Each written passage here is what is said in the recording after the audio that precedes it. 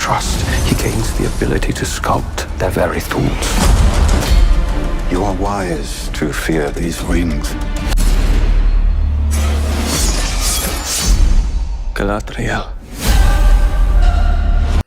Hello everyone, Dan here from the Next Issue Podcast. On today's video, I'll be doing a review for Rings of Power Season 2, Episode 3, The Eagle and the Scepter. And stay tuned to find out what that means, because that really happens all the way towards the end of the episode.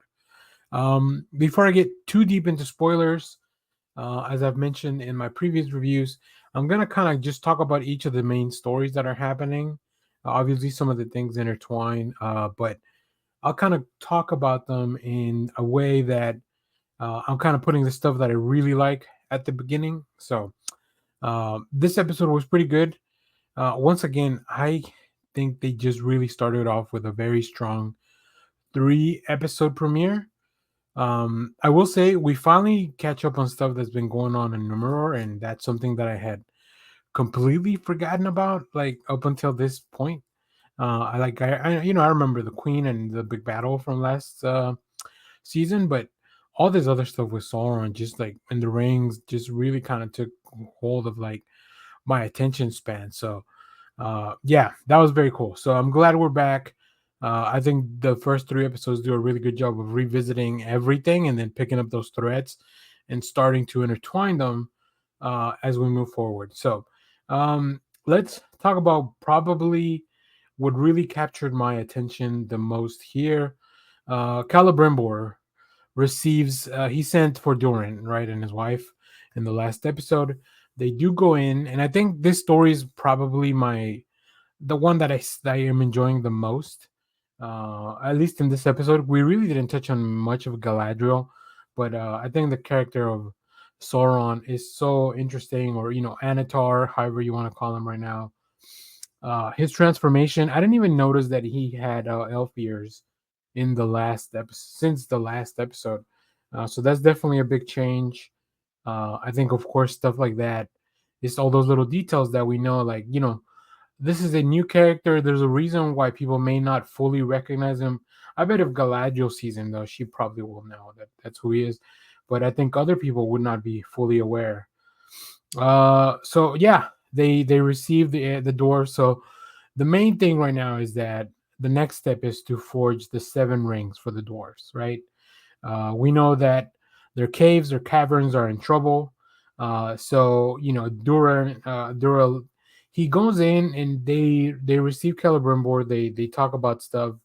Um, they Dural doesn't really trust Anatar, uh, and I think part of it is just that he does believe, there.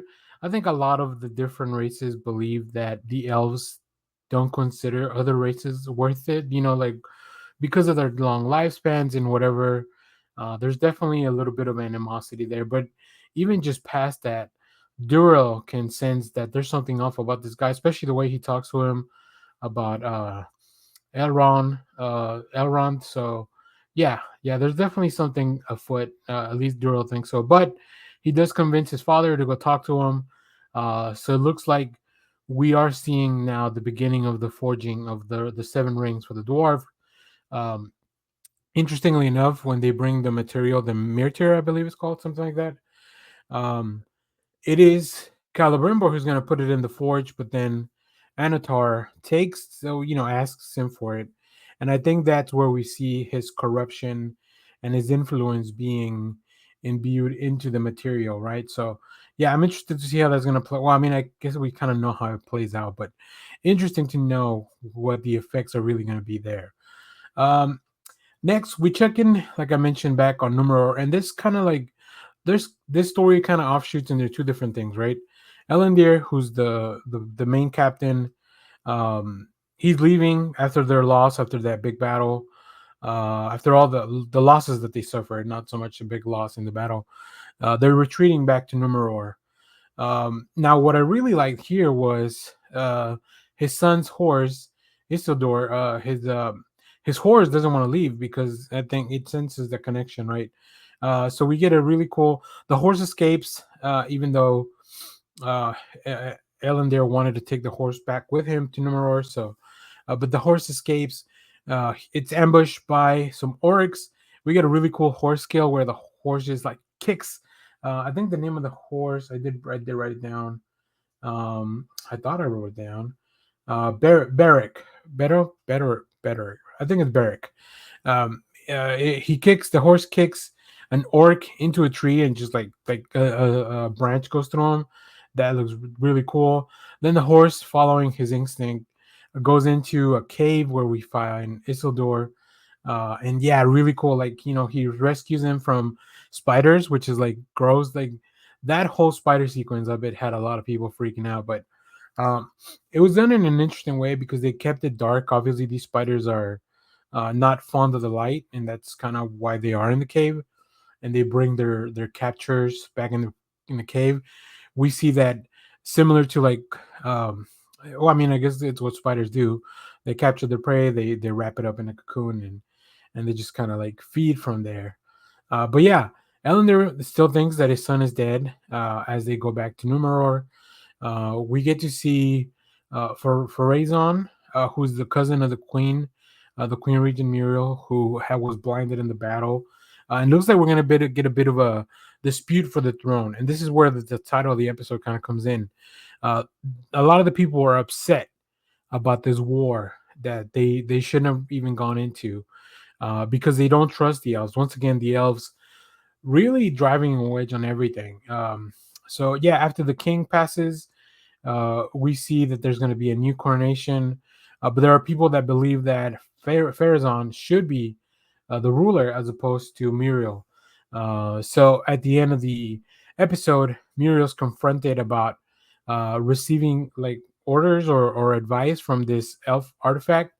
And then an eagle, one of those giant eagle, comes in, and the people take that as a sign that the eagle has chosen Pharazôn. I don't think that's the case. They even talk a little bit about it on the Inside the Episode, which you can watch all those Inside the Episodes on YouTube after the episodes. They'll have a weekly release now that they're kind of doing one at a time. So yeah, we'll see where that goes from here. But that story was very interesting. I really like the character of Elendil, so always kind of good to go back and see him, even though I've forgotten about him. Now that I remember, he's back. So one quick thing, we do see that Adar has sent for Damrod, which is like a just gigantic orc that just kind of struts into town. And Damrod is looking for Soren. Damrod looks super just menacing. It's like really just this gigantic orc. So we'll see where that goes. I didn't really write too much about that. And then to close out the episode, and like I said, this is not really going in order, but we do see Arondir, who's back. He saves Isildur and Istrid as they're ambushed by some orc folk, as they call them, people that work for Adar, like humans that work for Adar. But yeah, they go back into the town, and they're planning on figuring out how to get rid of all these followers of Adar that have been ambushing people in the road. So yeah, I think that kind of covers everything. But like I said, I really enjoyed it. I'm really enjoying the stuff that's going on in Numenor. Based on the preview for next week or for the upcoming episode 4, we will go back to see Galadriel and some of the other elves as they prepare for battle. So that should be really fun. So if you're enjoying Lord of the Rings of Power Season 2, let me know. What do you think about these first 3 episodes? As always, thank you for watching, everyone. Remember to share, like, subscribe, hit the bell so you know when we go live. That is most Saturdays, 10 a.m. Central Standard Time. Stay tuned. We have more comic reviews, trailer reactions, TV recaps, all that fun stuff here on the channel. Thanks for watching, everyone. Bye-bye.